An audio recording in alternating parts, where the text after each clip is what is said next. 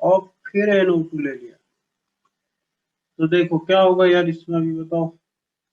ये नाइट्रोजन से ज्यादा ऑक्सीजन की इलेक्ट्रोनेगेटिविटी, तो यहाँ पे नाइट्रोजन माइनस आई इफेक्ट दिखाएगा, यहाँ पे नाइट्रोजन खींचेगा तो माइनस आई इफेक्ट तो दिखाएगा ही, लेकिन माइनस एम इफेक्ट भी हो रहा है यहाँ पे। मतलब दोनों इफेक्ट के कारण इलेक्ट्रॉन ज्यादा बाहर की तरफ जा रहे हैं, यहाँ पे एक ही इफेक्ट के कारण बाहर की तरफ जा रहे हैं। इसको ए बोलते हैं, इसको बी बोलते हैं। इसको ए बोल दिया, इसको बी बोल दिया, तो किसका डायपोल मोमेंट ज्यादा होगा इस बार? बी का ज्यादा होगा ए से। क्यों ज्यादा होगा बेटा? क्योंकि यहाँ पे जो है both minus I and minus M जो इफेक्ट है वो सेम डायरेक्शन में, are in the same direction, वो दोनों सेम डायरेक्शन में है। इसके कारण ये इंक्रीज करेगा dipole moment, which increases the dipole moment. यहाँ पे नो कोई रेजोनेंस नहीं है, no resonance, hence no minus M effect, only minus I effect. तो एम इफेक्ट ज्यादा होता है आई इफेक्ट से, इसलिए किसका डाइपोल मोमेंट ज्यादा हो जाएगा? बी का ज्यादा होगा। तो वो जो मैंने एक सिंपल सा एक सेंटेंस दिया है उसको आपको समझना है। Sir back slide please. Okay, no problem, लगा रहा हूँ।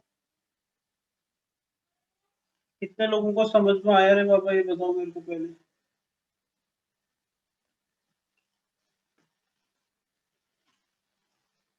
थोड़ा नया टॉपिक है, लेकिन कितने लोगों को आइडिया आई, सिर्फ वो कॉन्सेप्ट समझना है आपको। किसी को नहीं समझा है तो बता दीजिए, अभी मैं फिर से बता देता हूँ।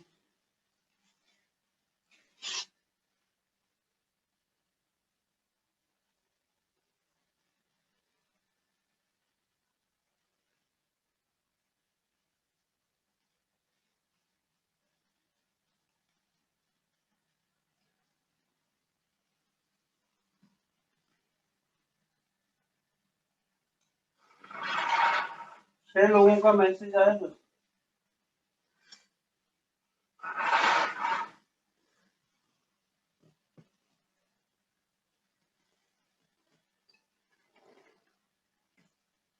ग्यारह लोग हैं बस।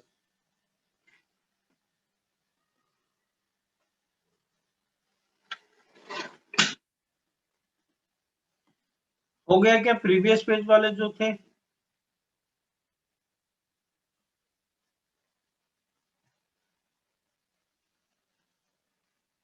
Sir repeat एब्रॉर। ओके, तो यार एब्रॉर इसमें क्या करना था, सिर्फ अपने को डाइपोल मोमेंट देखने के लिए इलेक्ट्रॉन एक ही डायरेक्शन में जा रहे हैं, अगर सेम डायरेक्शन में जा रहे हैं, एक डायरेक्शन में सेम डायरेक्शन में अगर इलेक्ट्रॉन जा रहे हैं तो कुछ ना कुछ डाइपोल मोमेंट होगा। डाइपोल मतलब यार दो पोल होते हैं, एक प्लस एक माइनस। तो इधर पे इससे इलेक्ट्रॉन Cl खींच रहा है तो इसमें प्लस चार्ज आता है, इसमें माइनस चार्ज। तो इलेक्ट्रॉन किधर की तरफ जा रहे हैं? बाहर की तरफ। तो इसमें हम बोलेंगे कि कुछ ना कुछ डाइपोल मोमेंट है, जबकि यहाँ पे एक ही डायरेक्शन में इलेक्ट्रॉन जा रहा है तो डाइपोल मोमेंट ज्यादा होगा। यहाँ पे क्या हो रहा है, Cl जो है ये माइनस आई इफेक्ट तो दिखाता है, बट इसके पास में 3 लोन पेयर है। ये अगर ये इलेक्ट्रॉन नीचे की तरफ बेंजीन रिंग में जाएगा तो ये यहाँ पे रेजोनेंस होगा। इसके कारण क्या हुआ, अब नीचे की तरफ भी इलेक्ट्रॉन आ रहे हैं, तो ऊपर की तरफ जा रहे इलेक्ट्रॉन, नीचे की तरफ जा रहे, दो इफेक्ट लग रहे, माइनस एम और माइनस आई और प्लस एम। माइनस आई ऊपर की तरफ खींच रहा है, प्लस एम नीचे की तरफ खींच रहा है। तो इसलिए थोड़ा बहुत इसका डाइपोल क्या होगा, कम हो जाएगा, क्योंकि इलेक्ट्रॉन ऊपर भी खींच रहे हैं और नीचे की भी तरफ आ रहे हैं, तो इसका डाइपोल ज्यादा हो जाएगा। अब दूसरा जो एग्जांपल है उसमें क्या हो रहा है, माइनस आई आपने देखा है it is minus I effect NO2 का जो होता है वो माइनस आई इफेक्ट ज्यादा होता है, ये अपन ऑलरेडी देख चुके थे, है ना। माइनस आई इफेक्ट ज्यादा होता है NO2 का, तो ये माइनस आई की तरफ खींच रहा है। लेकिन इसमें जो ऑक्सीजन है ये ऐसा आप इसको बना सकते हो, जो नाइट्रोजन में ऑक्सीजन है वो ऐसा रहता है, देखो ये नाइट्रोजन से ये ऑक्सीजन या ये ऑक्सीजन खींचते इलेक्ट्रॉन, तो ये नाइट्रोजन इस कार्बन से इलेक्ट्रॉन खींचेगा, तो ये वाला इधर आएगा, फिर इसके कारण क्या हो जाएगा, यहाँ पे रेजोनेंस हो जाएगा और ये डबल बॉन्ड में कन्वर्ट हो जाएगा, ये नाइट्रोजन ये ऑक्सीजन और ये डबल बॉन्ड, ये फिर उसके बाद में फिर ये वाला इधर चला जाएगा क्योंकि ऑक्सीजन 5 वैलेंस से नहीं बनाएगा, इसके कारण यहाँ प्लस आएगा, फिर ये मतलब बाहर की तरफ इलेक्ट्रॉन जा रहे हैं, तो इधर पे माइनस आई के कारण भी बाहर जा रहे हैं और प्लस एम के कारण भी बाहर जा रहे हैं, तो एक ही डायरेक्शन में इलेक्ट्रॉन होंगे, यहाँ पे भी एक ही डायरेक्शन में बट एक ही इफेक्ट हो रहा है, यहाँ पे दो इफेक्ट के कारण यहाँ पे बाहर की तरफ इलेक्ट्रॉन ज्यादा जाएंगे, इसलिए हम बोलेंगे इसका इफेक्ट ज्यादा है इससे। अब समझ गया क्या, बताओ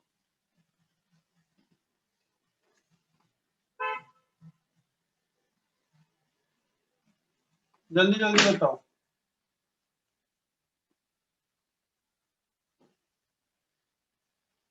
जिसको नहीं समझा था। एब्रार,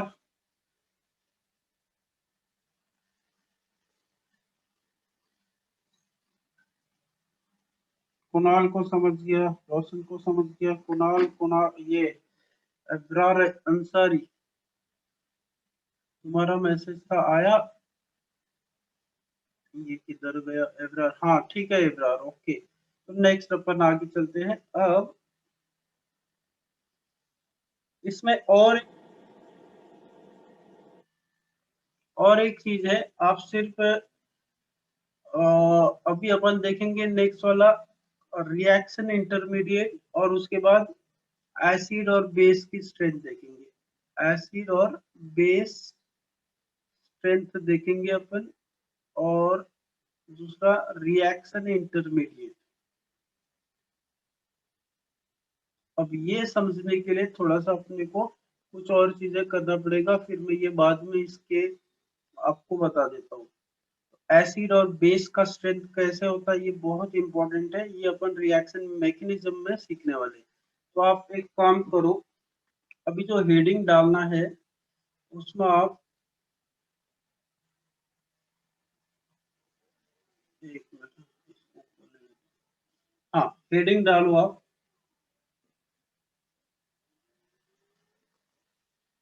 रिएक्शन इंटरमीडिएट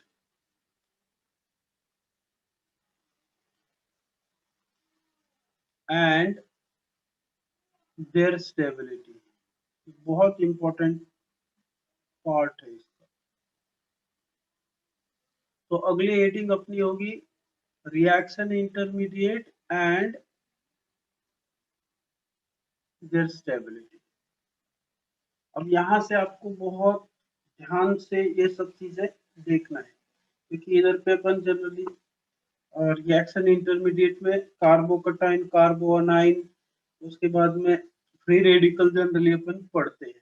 तो पहला आप पॉइंट लिखो, टाइप्स ऑफ इंटरमीडिएट या types of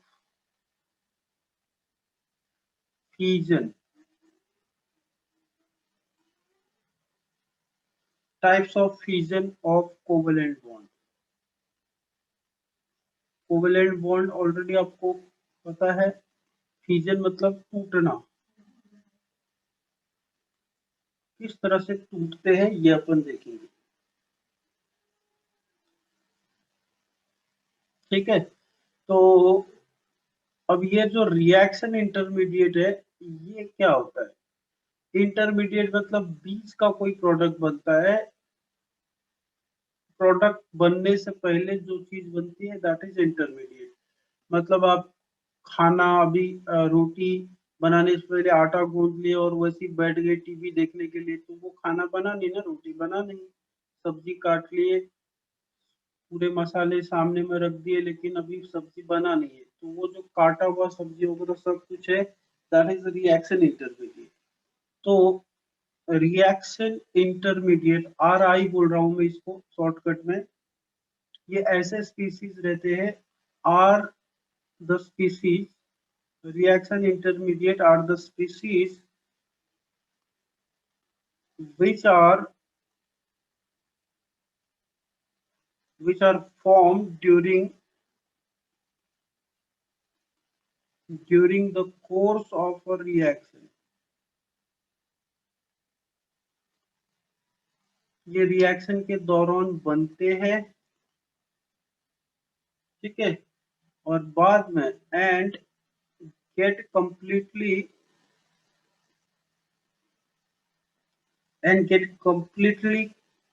consumed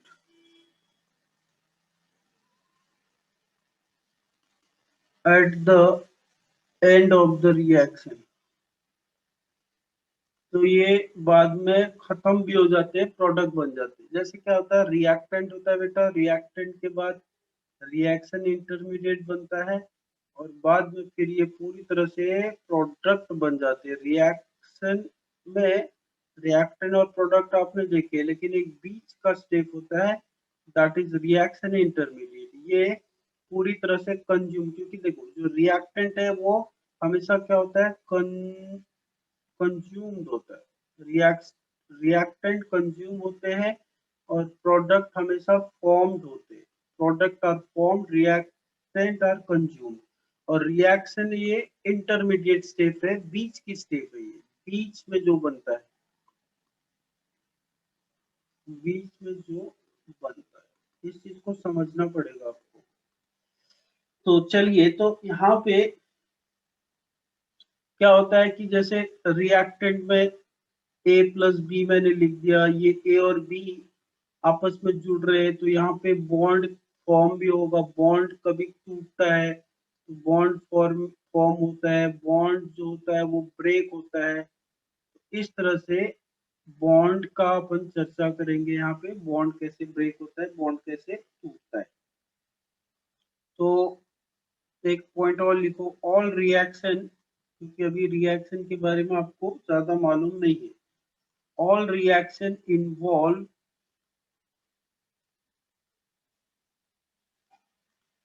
breaking of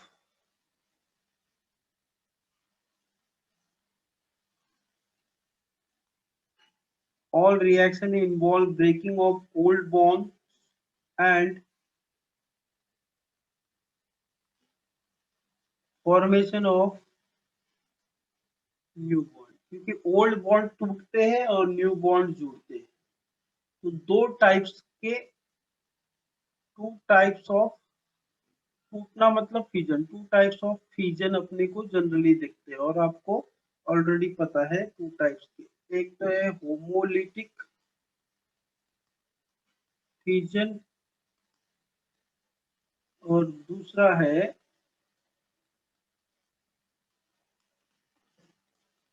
electrolytic fusion. I think ये दोनों टर्म सबको आते हैं। होमोलिटिक मतलब सेम सेम वे से टूटते हैं वो उनको, जैसे अभी सपोज मैंने ऐसा किया, Cl और Cl का बॉन्ड बना है, ये कोवेलेंट बॉन्ड है, समझो इस बात को। होमोलिटिक हमेशा आपको क्या देंगे बेटा, देखो ये Cl और Cl सेम है, इसका इलेक्ट्रॉन ये लेके गया, इसको मिल गया, इसको मतलब सिमिलर फॉर्म से ये टूटते हैं। तो इसका मतलब हम बोलेंगे कि ये वाला इलेक्ट्रॉन जो है ये Cl को गया, ये वाला ही Cl को गया, तो ये Cl में डॉट आ जाएगा और इसमें भी डॉट आ जाएगा, मतलब होमोलिटिक फ्यूजन आपको। अब ये क्या हो गए, इनको बोलते हैं फ्री रेडिकल। होमोलिटिक फ्यूजन से हमेशा आपको फ्री रेडिकल्स मिलते हैं। अब बात यहाँ समझो, ये Cl है, इसमें डॉट आ गया, मतलब कितने इलेक्ट्रॉन है Cl में, 1 2 3 4 5 6 7 इलेक्ट्रॉन, क्योंकि ये इसके ऑलरेडी यहाँ पे जो इलेक्ट्रॉन थे वो कैसे थे, इसके 1 2 3 4 5 6 7 इलेक्ट्रॉन थे। अब ये बॉन्ड फॉर्म हुआ तो इसके साथ में 8 बनाया था। अब ये बॉन्ड टूट रहा है, हम तोड़ रहे हैं इसको सनलाइट वगैरह में, इसको ज्यादा हीट करके अपन तोड़ देते हैं फ्यूजन में। तो इससे क्या होगा बेटा कि ये जो इलेक्ट्रॉन है Cl का वो खुद लेके गया और ये वाला खुद अपने पास लेके गया। इसका मतलब ये हुआ कि इसमें भी डॉट आ गया, इसमें भी डॉट आ गया। तो ये जो डॉट है इसी को अपन बोलते हैं फ्री रेडिकल। और फ्री रेडिकल में हमेशा कितने इलेक्ट्रॉन्स रहेंगे, कोई भी फ्री रेडिकल हो 7 इलेक्ट्रॉन्स रहेंगे। जैसे मैंने ऐसा कर दिया CH3H, मतलब CH4 है ये। यहाँ पे मैंने क्या किया, अब इलेक्ट्रॉन्स को हम क्या कर रहे हैं, तोड़ रहे हैं, इसको बॉन्ड को तोड़ रहे हैं। तो ये बॉन्ड टूट जाएगा तो ये इसके पास जाएगा, ये सेम समान रूप से टूट गया सपोज। तो फ्री रेडिकल एक CH फ्री रेडिकल बन गया और एक H फ्री रेडिकल बन गया। यहाँ पे भी देखो कार्बन में कितने हाइड्रोजन है, 3 हाइड्रोजन है और एक डॉट आ गया। अब इसका प्लस हाइड्रोजन में भी एक डॉट आ गया। तो देखो आप यहाँ पे हमेशा आप फ्री रेडिकल की बात करोगे तो इसके इलेक्ट्रॉन गिनो 1 2 3 4 5 6 7, इसके 7 इलेक्ट्रॉन। कार्बन मतलब हाइड्रोजन तो एक्सेप्शन रहता है, ये ऑक्टेट कंप्लीट करता है अपना और ये डुप्लेट कंप्लीट करता है, इससे कंपेयर नहीं करेंगे, ये तो एक्सेप्शन ही है। तो अब ये हो गया आपका होमोलिटिक फ्यूजन। तो सबको समझ गया होमोलिटिक फ्यूजन। तो होमोलिटिक फ्यूजन में सिर्फ आपको, मैं नेक्स्ट पेज ले रहा हूं, लिख लिया होगा ये। तो जब भी होमोलिटिक फ्यूजन होगा बेटा, होमोलिटिक फ्यूजन ऐसा लिख लो, in homolytic fusion electrons are equally distributed. Homolytic में इलेक्ट्रॉन डिस्ट्रीब्यूट होते हैं एंड फॉर्म फ्री रेडिकल, और वो क्या बनाते हैं, फ्री रेडिकल। दूसरा टाइप भी अपन देख लेते हैं, इलेक्ट्रोलिटिक फ्यूजन।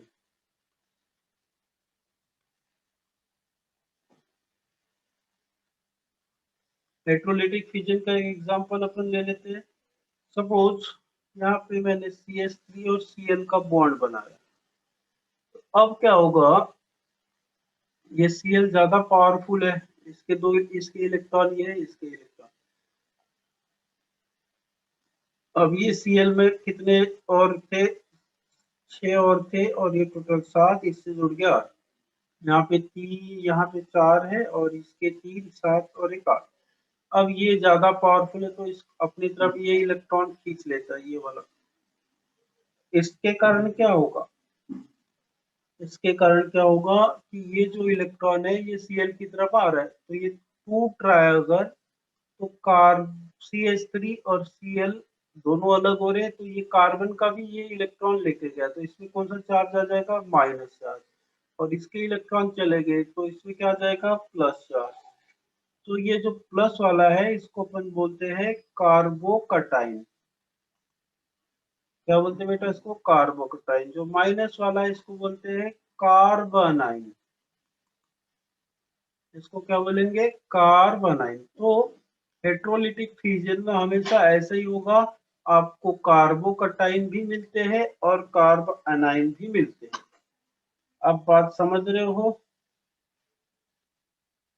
तो इसमें लिखो आप, bonded electrons are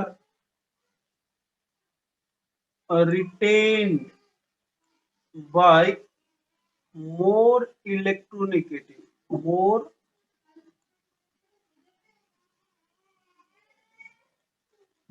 electronegative atoms. तो जो ज्यादा इलेक्ट्रोनेगेटिव रहेगा वो अपनी तरफ इलेक्ट्रॉन को खींच लेता है ना, वो अपनी तरफ क्या करेगा, इलेक्ट्रॉन को खींच लेगा। जैसे ये HCl का बॉन्ड है, इसमें Cl अपनी तरफ इलेक्ट्रॉन खींचेगा ना, तो H प्लस बन जाएगा और Cl माइनस बन जाएगा। कोई भी एग्जांपल, सपोज यहाँ पे भी आप ऐसा ये वाला एग्जांपल लेते, तो अब ये कार्बन जो है ये क्या करता, अपनी तरफ इलेक्ट्रॉन हाइड्रोजन के खींच सकता था ऐसा। इस कार्बन में CH3 में माइनस चार्ज आता और H में प्लस चार्ज आता।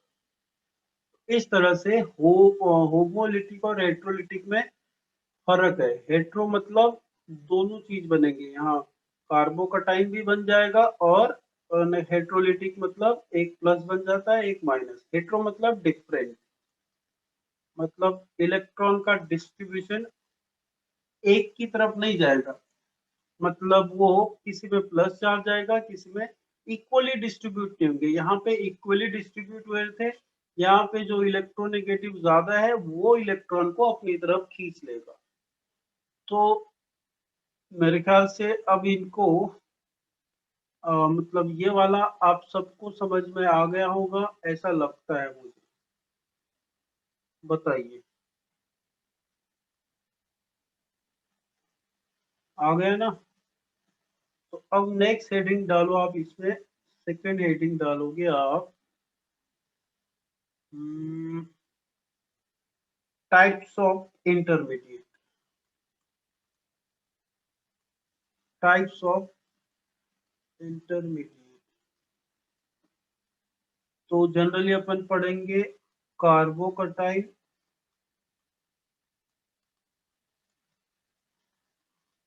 ठीक है। दूसरा कार्बोनाइन पढ़ेंगे अपन, कार्बो नहीं है यहाँ पे, याद रखना कार्बोनाइन। तीसरा अपन देखेंगे फ्री रेडिकल,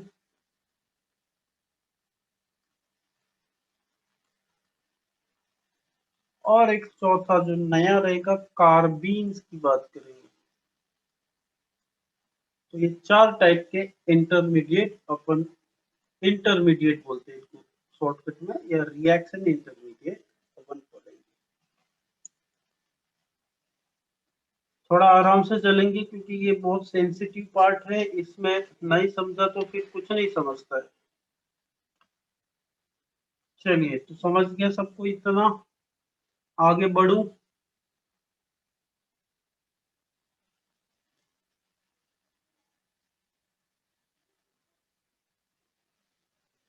ओके, तो चलिए यस आगे चलते हैं। अब यहाँ से अपन बात करते हैं कार्बोकटाइन और उनकी स्टेबिलिटी। तो हेडिंग डालोगे आप कार्बोकटाइन्स एंड देयर स्टेबिलिटी,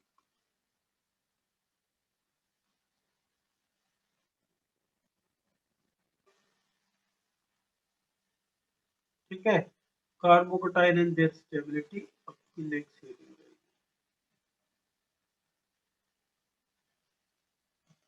बहुत मजेदार मजेदार है ये।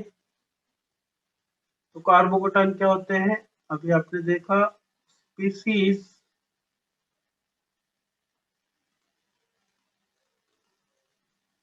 containing positive charge, positive charge, जो स्पीसीज पे पॉजिटिव चार्ज रहता है ऑन कार्बन, उसको अपन कार्बोकटाइन बोलते हैं।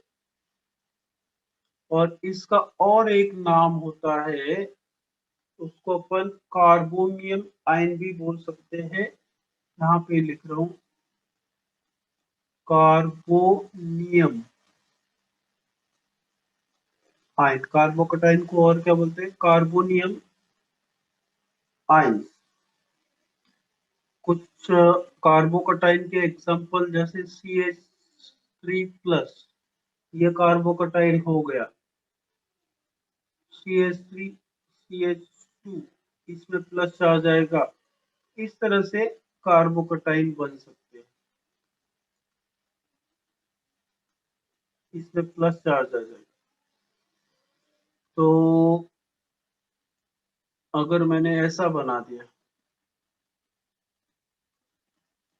तो ये कार्बोकटाइन बन गया। तो ये प्राइमरी कार्बोकटाइन है, ये सेकेंडरी कार्बोकटाइन है और ये टर्सरी कार्बोकटाइन है। ये भी साथ साथ में समझते चलो। जब किसी कार्बन पे प्लस चार्ज है, वो कार्बन कितने को जुड़ा है, इसको और इसको जुड़ा है, तो ये सेकेंडरी। इसमें प्लस चार्ज है, ये कार्बन कितने कार्बन को जुड़ा है, 1 2 3, तो टर्सरी कार्बोकटाइन बन गया।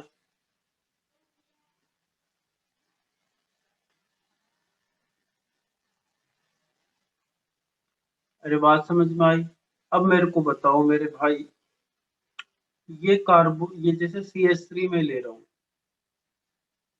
ये CH3 का हाइब्रिडाइज कौन सा होगा, हाइब्रिडाइजेशन इसका, ये CH3 में 3 H है और 1 प्लस चार्ज है।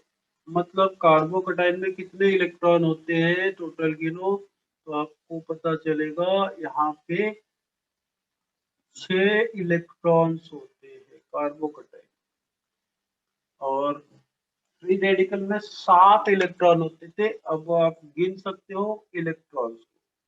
देखो ये कार्बन का 1 2 3 4 5 6 ही इलेक्ट्रॉन है। किसी भी कार्बोकटाइन को देखो 6 इलेक्ट्रॉन होंगे। इस कार्बन का 1 2 3 4 5 6, कोई भी कार्बोकटाइन लो 6 इलेक्ट्रॉन। इसका मतलब है कि ये इनको इलेक्ट्रॉन चाहिए रहेंगे और 2 इलेक्ट्रॉन। फ्री रेडिकल को 1 इलेक्ट्रॉन चाहिए रहेगा, इनको 2 इलेक्ट्रॉन चाहिए रहेगा। अब इसका कौन, ये देखो कितने सिग्मा बॉन्ड है, 3 सिग्मा बॉन्ड, 3 सिग्मा है यहाँ पे। तो मैंने आपको बोला था जब 4 सिग्मा होते हैं तो sp3 होता है। 4 सिग्मा होते तो क्या होता है बेटा, sp3 होता है। 2 सिग्मा होते तो sp होता है, और 3 सिग्मा होंगे तो sp2।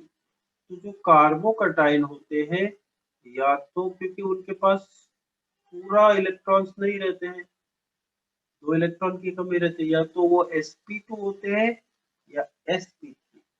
तो आप लिख सकते हो नोट,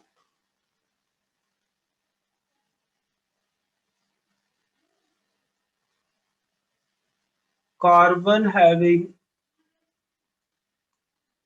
पॉजिटिव चार्ज, जिस कार्बन में पॉजिटिव चार्ज होगा वो या तो sp होगा या sp2 हाइब्रिडाइज्ड होगा।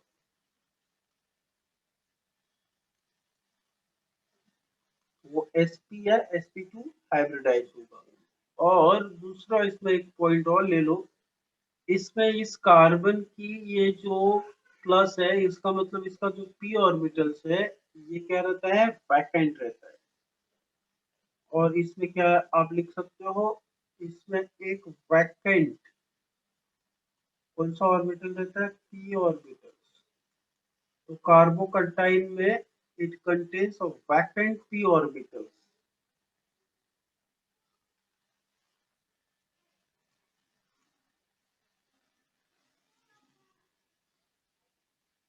लिख लिया सबने।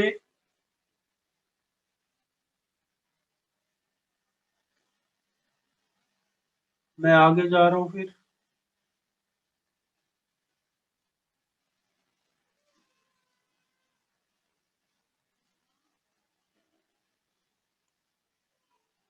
जल्दी जल्दी बताओ।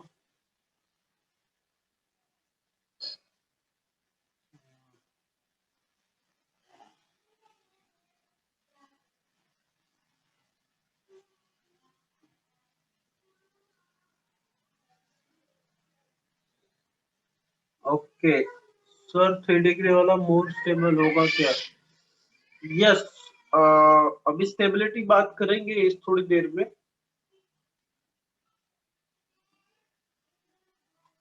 जो 3 डिग्री वाला होता है वो ज्यादा स्टेबल रहता है, 2 डिग्री वाला कम, और 1 डिग्री वाला सबसे कम। ये कार्बोकटाइन के लिए भी होता है और फ्री रेडिकल्स के लिए भी सेम स्टेबिलिटी ऑर्डर रहता है। देखेंगे, मैं लिखाऊंगा सब थोड़ा थोड़ा। ये करते हैं, क्या बोलते हैं, थोड़ा थोड़ा पहले बेसिक ले लेते हैं, बाद में फिर स्टेबिलिटी में आपको बताऊंगा। तो वो कैसे होता है ये भी अपने को सीखना पड़ेगा, उसको डिस्कस करते हैं थोड़ी देर में। कुछ स्ट्रक्चर बना लेते हैं अपन। नेक्स्ट इसमें एक पॉइंट डाल दो आप, स्ट्रक्चर्स ऑफ सम कार्बोकटाइन अपन बात करते हैं। स्ट्रक्चर्स ऑफ सम कार्बोकटाइन, कुछ कार्बोकटाइन्स की स्ट्रक्चर देख लेते हैं। तो पहला है मिथिल कार्बोकटाइन।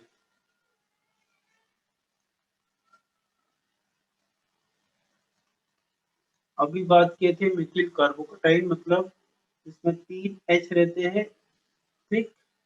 जैसे मैंने एक एच इधर लगा दिया, एक एच इधर लगा दिया, एक एच इधर लगा दिया। तो इसमें p ऑर्बिटल्स वैकेंट है, प्लस चार्ज है ना इसमें, तो अपन कैसा लिखते हैं, ऐसा लिख लेते हैं। इसमें इलेक्ट्रॉन्स नहीं है, आप ये बात ध्यान दो, इसमें प्लस चार्ज है ना, इसमें क्या है, प्लस चार्ज, इसमें इलेक्ट्रॉन्स नहीं है। अब ये कार्बन जो है ये कौन सा हाइब्रिडाइज हो गया, sp2 हाइब्रिडाइज। अगर मैं आगे चल के सिर्फ sp2 लिखूंगा आप लोग समझ जाएंगे। और इसमें sp2 हाइब्रिडाइज एंड, और क्या चीज दिख रहा है अपने को, वैकेंट p ऑर्बिटल्स। अभी मैंने लिखा था, आप वहां से भी देख सकते हैं। तो ये दो चीज अपने को दिख रहा है, वैकेंट ये अपन देख लें। इसके बाद में इथिल, इथिल का भी आप बना सकते हो, इथिल कार्बोकटाइन। फिर मैं थोड़े से कुछ आपको अलग कार्बन, ये यहाँ पे कोई प्रॉब्लम नहीं है, ये तीनों एच आप ले लो इसके, और इसके 2 एच होते हैं और इसमें प्लस चार्ज होता है, तो ऐसा बना दिया। और इसमें प्लस चार्ज है, तो ये प्लस चार्ज यहाँ लगा दिया, तो ये भी वैकेंट आपको दिख रहा है यहाँ पे। अब तीसरा जो है वो आप ध्यान दो, उसको अपन बोलेंगे विनील कार्बोकटाइन, या इसी को और एक नाम बोलते हैं, इथीन से बना रहता है ये, इथेनिल कार्बोकटाइन। आपने ये पढ़ा था कि जब, जैसे देखो कार्बन कार्बन डबल बॉन्ड है, यहाँ CH2 है, यहाँ CH2 है, इसको अपन बोलते हैं इथीन या इथेनिल। अब इसमें से मैंने किसी को ये जोड़ दिया, मतलब कि ये इसको जोड़ दिया, एक हाइड्रोजन जब इसका कम हो जाता है तो क्या नाम देते हैं अपन, इथीनील। मैंने बताया नहीं आपको, जब अपन इसका नोमेनक्लेचर वाले उसमें अपन ये बातें कर चुके हैं, साइड में जब वो जुड़ता है तो क्या नाम होता है। तो वैसे ही आप इसका स्ट्रक्चर क्या जाएगा, CH2 डबल बॉन्ड CH, इसमें प्लस चार्ज आ गया, तो एक हाइड्रोजन यहाँ पे कम है। अब इसका स्ट्रक्चर बना के देखते हैं, पर ये कार्बन है, इसको 2 हाइड्रोजन है, और इसको डबल बॉन्ड लगा हुआ है, और एक कार्बन है, इसको एक ही हाइड्रोजन है इस बार। आप समझो बात को, एक ही हाइड्रोजन है बेटा इस बार, इसमें प्लस चार्ज है, इसका मतलब इसका p ऑर्बिटल जो है ये भी वैकेंट है, प्लस चार्ज। तो ये हो गया इथिलीन, और इसी को अपन बोलेंगे, इसी को अपन बोलेंगे, क्या होगा पता नहीं, वो कहाँ गया पेज, हाँ, इसी को अपन बोलेंगे इथिलीन कटाइन, या फिर विनील कटाइन। विनील जो वर्ड आता है, कल मैंने जो बच्चे आए थे उनको बताया था, ये जो विनील है कैसे बनता है या क्या आप याद रखो कि कार्बन का देखो कार्बन कार्बन डबल बॉन्ड रहा तो इसके दो बॉन्ड रहते हैं, इसके दो बॉन्ड रहते हैं। अगर अगर यहाँ पे कोई ग्रुप लगता है, सपोज यहाँ पे हमने क्या बोला कि यहाँ पे कुछ ग्रुप लग रहा है, तो कार्बन कार्बन डबल बॉन्ड, ये दो कार्बन है, इस दो कार्बन में किसी एक कार्बन में कोई चीज अटैच हो जाती है। सपोज यहाँ पे ए अटैच हो गया, तो ये किसको अटैच हुआ, ये कार्ब जो डबल बॉन्ड वाले कार्बन है उसमें से किसी एक में। इसको ऐसा भी बोल सकते थे अपन, ये एच है, ये ए है, ये डबल बॉन्ड है, ये सी एच है। यहाँ पे भी वही है, कार्बन कार्बन डबल बॉन्ड, उसमें से किसी एक बॉन्ड में ये जुड़ा हुआ है, ये ए जो ग्रुप है, कोई भी ग्रुप होगा। तो ऐसे सिस्टम को अपन बोलते हैं विनाइल। और एक है कार्बन कार्बन डबल बॉन्ड के बाद वाले कार्बन में अगर ए जुड़ता है, देखो ये कार्बन कार्बन डबल बॉन्ड है, इसके बाद वाले में अगर कोई चीज आ रही है या जुड़ रहा है तो इसको बोलते हैं एलाइल या एलील। तो विनील मतलब कार्बन कार्बन डबल बॉन्ड में वो चीज जुड़ा होगा, एलील मतलब कार्बन कार्बन डबल बॉन्ड के बाद वाले कार्बन में अगर वो चीज जुड़ रहा है तो दैट इज एलील। तो मैं और भी बताऊंगा जब आएगा, तो अभी के लिए अपन कुछ और चीजें देख लेते हैं। तीसरा स्ट्रक्चर बना लो इथिनील का, इथिनील।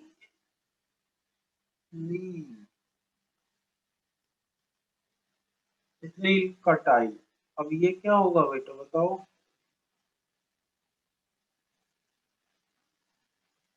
इथीन का किससे बनाएंगे, इसे कार्बन कार्बन ट्रिपल बॉन्ड, इसको बोलते हैं इथाइल वाइन।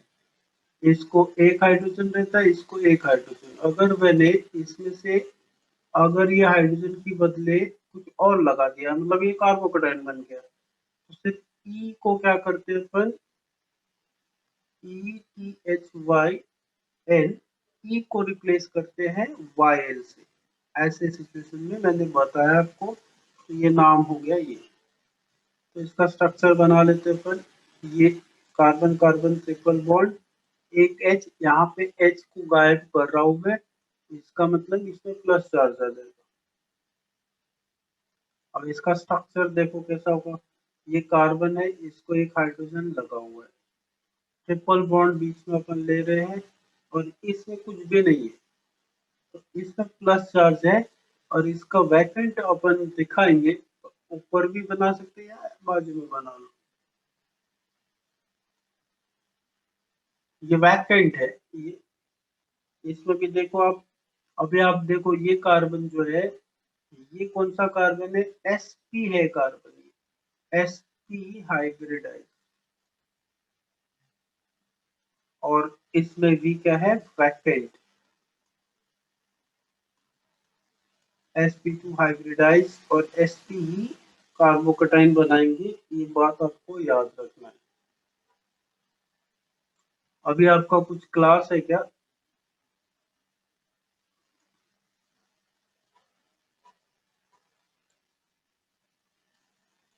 कल बेंजील के बारे में बताया था मैंने, जो बच्चे आए थे, क्लास नहीं है ना अभी आपकी।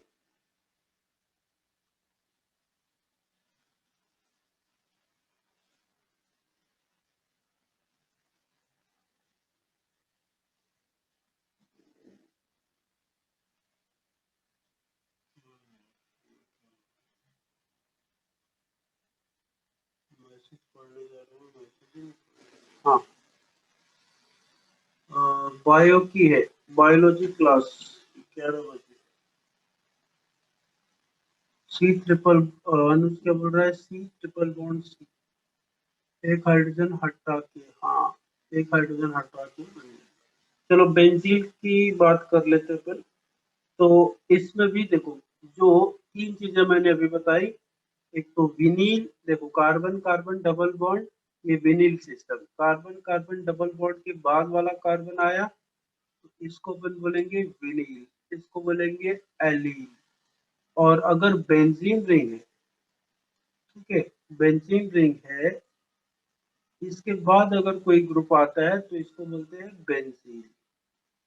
देखो यहाँ पे भी कार्बन कार्बन डबल बॉन्ड, ये एलील है, अगर बेंजीन आया तो बेंजील हो जाएगा। तो मैं समझा देता हूँ क्या बोल रहा हूँ। बेंजील को सपोज एक कार्बन कार्बन डबल बॉन्ड वाला सिचुएशन अपन यहाँ पे क्रिएट करते हैं। इधर पे डबल बॉन्ड ले लो, इधर पे और इधर। ये देखो ये carbon carbon double bond already इधर पे है। इसके बाद में अगर आप इसको, ये देखो ये इसको अगर 2s लगा दे तो ये बेंजीन हो जाता है। और इसमें अपना p ऑर्बिटल्स, इसमें एक ही बॉन्ड कम है ना, तो ये भी बेंजीन हो जाएगा। ये कार्बन कौन सा हो गया बताओ? इसमें 3 सिग्मा बॉन्ड है, तो कौन सा हाइब्रिडाइज हो जाएगा?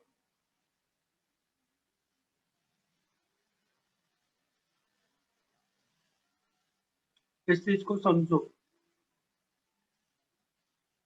ये डबल बॉन्ड कहाँ पे ले रहे हैं इस बार? कार्बन कार्बन डबल बॉन्ड ये वाला ले रहे हैं ना यार, ये कार्बन है, ये भी कार्बन है। कार्बन कार्बन डबल बॉन्ड के कोई, कार्बन कार्बन डबल बॉन्ड के बाद वाला कार्बन है, और इसमें 2 हाइड्रोजन होते हैं जनरली। तो ये बेंजीन सिस्टम है। बेंजीन बोले तो ऐसा, ये बेंजीन है, बेंजीन है ये। तो अब ये स्ट्रक्चर ऐसा बना दिया, तो ये कार्बोकटाइन में क्या हो जाएगा? sp2 हाइब्रिडाइज हो जाएगा ये। बराबर है।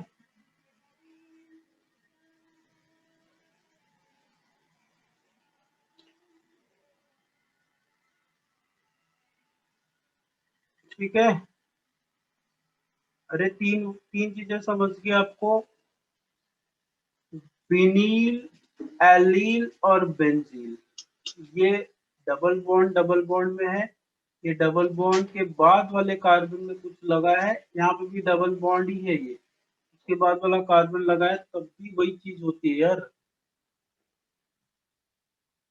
बराबर है।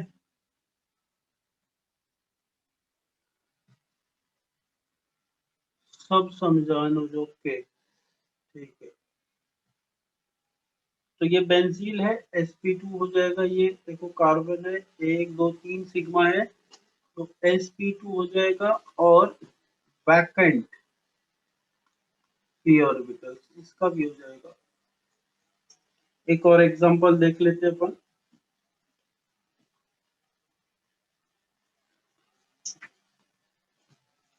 पांचवा है कि चौथा है देख लो आप, फिनिल कटाइन भी देख लेते हैं।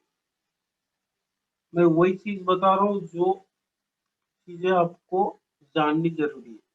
फिनिल कटाइन को अपन पीएच प्लस भी बोलते हैं, ये याद रखो। फिनिल मतलब, देखो वो रोशन ने मेरे को पूछा था, जैसे बेंजीन होता है ना बेटा, बेंजीन क्या होता है? C6H6।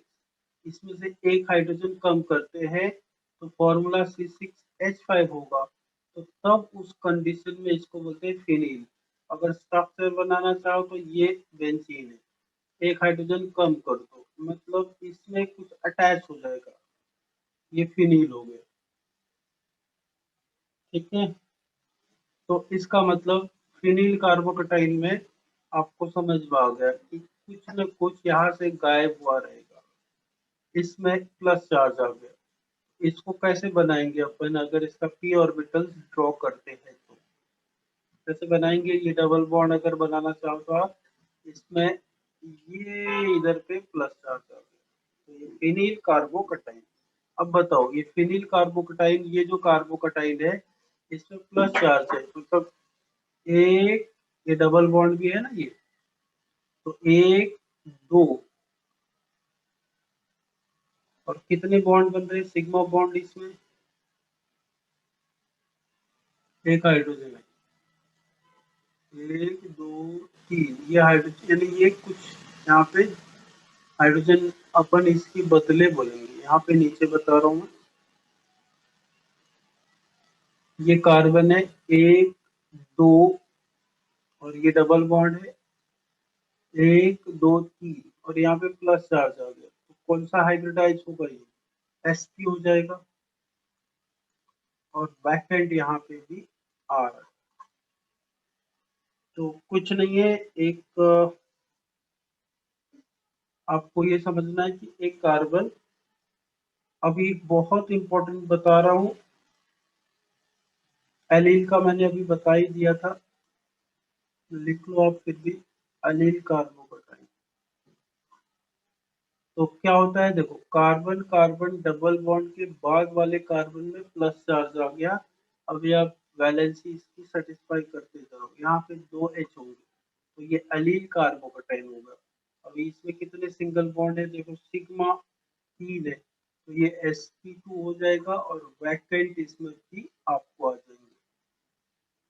एक इम्पॉर्टेंट चीज बता रहा हूँ मैं, एलील का अगर आप स्ट्रक्चर बनाना चाहो तो बना सकते हो, बोलोगे स्ट्रक्चर नहीं बनाया उसका, तो यार ये कार्बन है, देखो ये कार्बन है, इसको 2 हाइड्रोजन है, ऐसा बना दो 2 हाइड्रोजन, इसका p ऑर्बिटल्स ऐसा बना दो।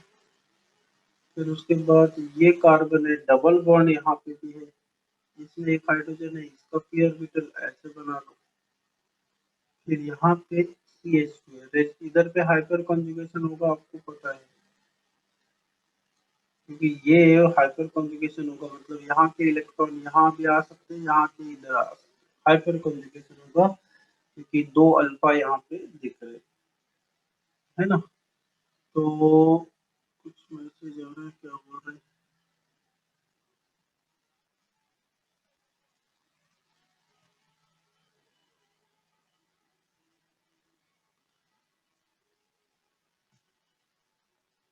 आया समझ में, all clear, yes very good, yes. और एक फिनिल, एक दो और चर्चा कर लेते हैं, फिर रुकते हैं, बायो की क्लास 2 मिनट बाद ले लेंगे सर, जो भी है छठा सातवां जो भी है, छठा सातवां वो देख लो। बायो की क्लास चालू होगी क्या, साइक्लोप्रोपील लिखो इसको, मिथील बहुत इंपॉर्टेंट है, साइक्लोप्रोपील मिथील कटाइल, श्रेयस क्या बोल रहा है, CPM कटाइन बोलते हैं इसको, बहुत फेमस है इसका डायग्राम। ये साइक्लोप्रोपील हो गया, और इसमें मिथील मतलब ये CH2। श्रेयस वैराग्रे मत करो कुछ यार, ये ड्राइंग मत करो, ये साइक्लोप्रोपील मिथील हो गया। अब यहाँ पे कुछ इसमें और समझने की जरूरत नहीं है, कार्बन में 3 सिग्मा बॉन्ड है, तो sp2 हो जाएगा, और वैकेंट तो यहाँ पे ऑलरेडी होगा, वैकेंट p, इतना भी लिखा तो चलेगा। तो ध्यान दो, CPM बहुत ज्यादा स्टेबल रहता है, इट शोज एक्सेप्शनल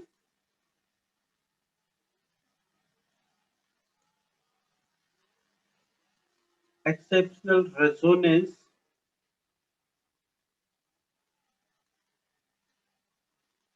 अब इसको आप ये समझ लो कि ये बहुत ज्यादा स्टेबल है, it shows exceptional resonance from the strained carbon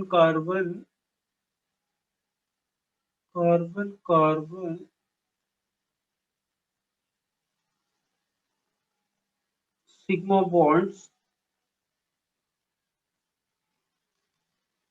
of the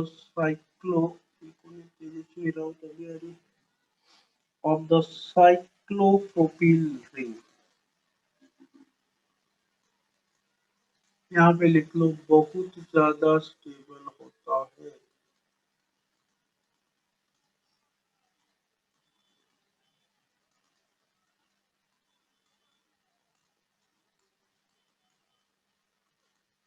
ये दिमाग में बिठा लो, इसका स्ट्रक्चर बहुत ही इंपॉर्टेंट है।